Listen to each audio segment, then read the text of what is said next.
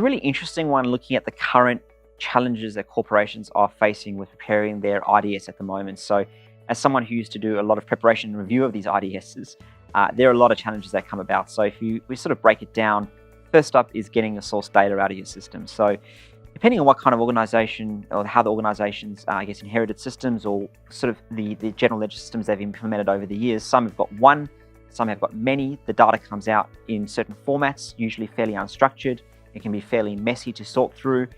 Then that data needs to be fed into some sort of template of sorts. And it is done in Excel.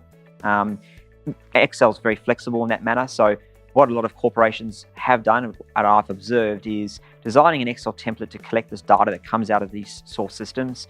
Those templates are usually designed with pivot tables, VLOOKUP functions, SUMIF formulas. Pivot tables are used to group a lot of the transactions, so to arrive at your question 3 and 4 disclosures for your top 3 countries. And then ultimately that gets then fed into an email or some sort of exchange of information with an advisor if they're going to be reviewing the IDS. And then from an advisor standpoint, usually there's a lot of reformatting of that information. So it comes in a way that might end up with the advisor almost reconstructing the entire IDS. Or they would review it, and then if they're comfortable with the disclosures, they'll enter the disclosures into the forms manually. And those forms will either be electronically filed through a software like CCH Integrator, or it'll be submitted via paper.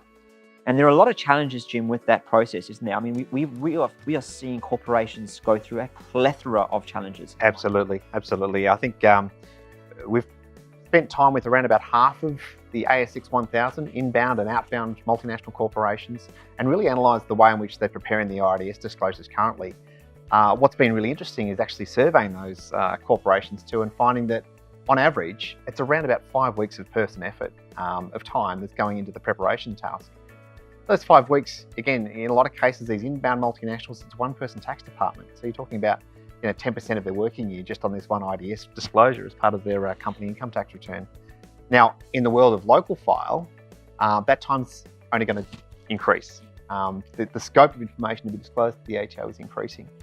We've now got intercompany agreements which also need to be disclosed, plus a whole bunch of other related attributes. So we've been trying to focus on how do we compress the amount of time that actually takes to complete the return, and really focusing on how do we streamline and create an efficient process around the collection, gathering and summarization of those intercompany transactions. And placing less key-to-person dependency upon one individual as well, because there's so many rules that are attributed to the way in which this information is prepared that sits in one person's head. And if that person leaves the organization, all of that information and all that IP leaves with that person as well, and somebody else has to inherit the responsibility in the subsequent year. So really, we need to work towards a solution to address a lot of those challenges that are existing with the IDS process with the new local file. And as to Jim's point, because there is so much more that you need to file with the local file now.